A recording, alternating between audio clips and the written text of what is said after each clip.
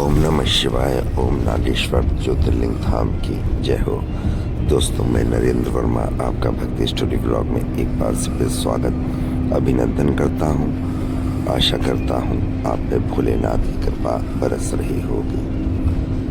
मैं अपने प्यारे दर्शकों, प्यारे व्यूअर्स और प्यारे सब्सक्राइबरों का हाथ जोड़कर बहुत बहुत अभिनंदन और स्वागत करता हूँ इस ब्लॉग में। दोस्तों, जैसा कि मैंने कहा, मंदिरों की सीरीज़ में 10 भोलेनाथ के 12 में से ज्योतिर्लिंग और 2 धामों की यात्रा पर हम 11 फरवरी को निकले थे और इसमें बहुत से हमने मंदिरों को भी इंक्लूड किया था, जैसे मुंबई का सिद्धिविनायक मंदिर और महालक्ष्मी, या आपका शिरडी के साईं बाबा और आपके क्या कहते हैं शनि शिंगणापुर और आपका चामुंडेश्वरी मैसूर का।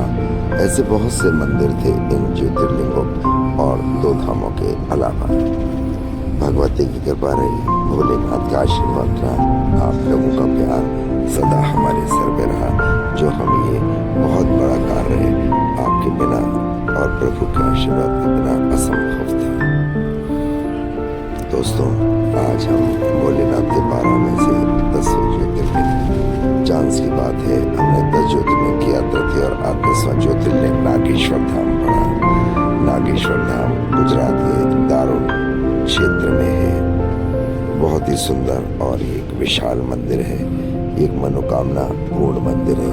ये देखिए, भोलेनाथ के मंदिर के दर्शन कीजिए अंदर। हम कोशिश करते हैं कि यहाँ कैमरा हमारा पहुँच गया और आपको दर्शन तुरंत कराए। दोस्तों, नागेश्वर धाम ज्योतिर्लिंग कैसे पड़ा, ये मैं थोड़ी इसकी कथा कहानी इतिहास बताता हूँ। कहते हैं इसे सुनने से जो भी इस कथा कहानी को सुनता और कहता है उसकी सब मनोकामनाएं पूरी होती हैं। दारुल क्षेत्र एक बहुत बड़ा विशाल जंगल था। यहाँ पर एक राक्षस ने पार्वती की भक्त थी। वो माँ पार्वती की बहुत पूजा और तपस्या करती थी। एक दिन माँ पार्वती ने उसे प्रसन्न होकर कहा, दारुल कुछ वर मांगो। वो तुरंत कहा, माँ मैं इस दारुल क्षेत्र में राज करना चाहती हूँ, यहाँ मेरे सिवा जो आए वो आप नागिन बन के डस लेना। माँ पार्वती ने तथास्तु कह के वहाँ से अंतर ध्यान हो गई।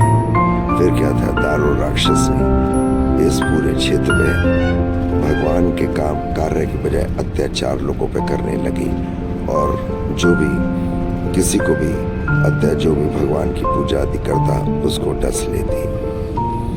यहाँ के लोग बड़े परेशान थे। यहाँ पे एक भोलेनाथ की भक्त थी सोमावती।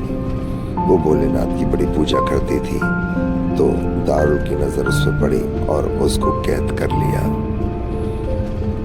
सोमावती बहुत परेशान थी और भोलेनाथ की प्रतिदिन तपस्या करती रही।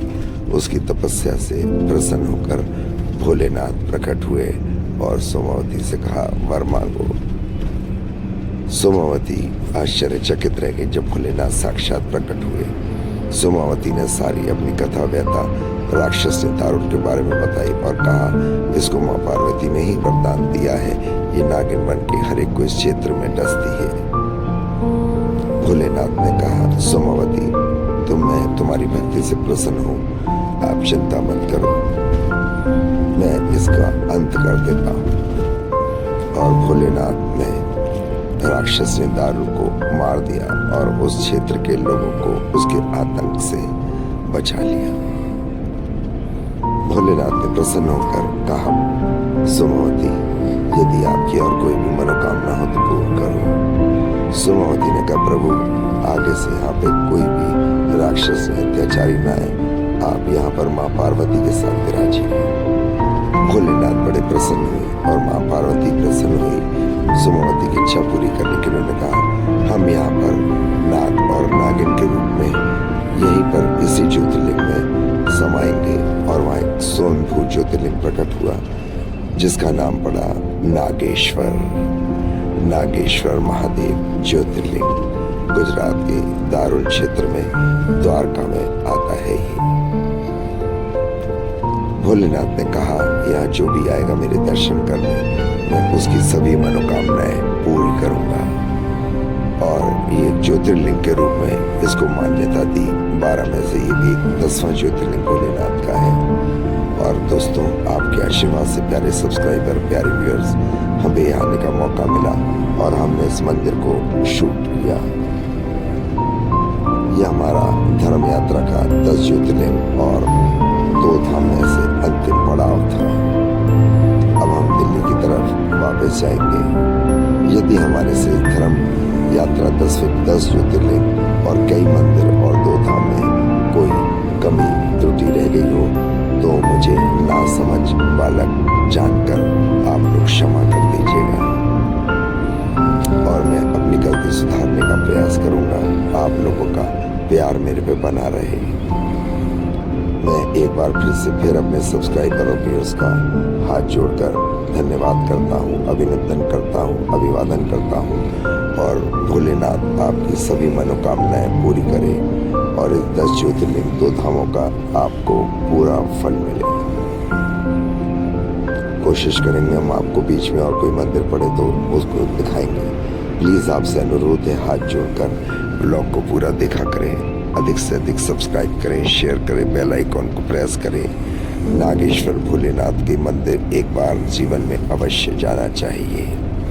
ये बड़ा ही सुंदर और बड़ा ही मनोहर मंदिर है। यहाँ पे भोलेनाथ की विशाल मूर्ति भी है, जहाँ पर आप देखेंगे तो बहुत सुंदर लगेगा। ओम नमः शिवाय, जय श्री राम। ओम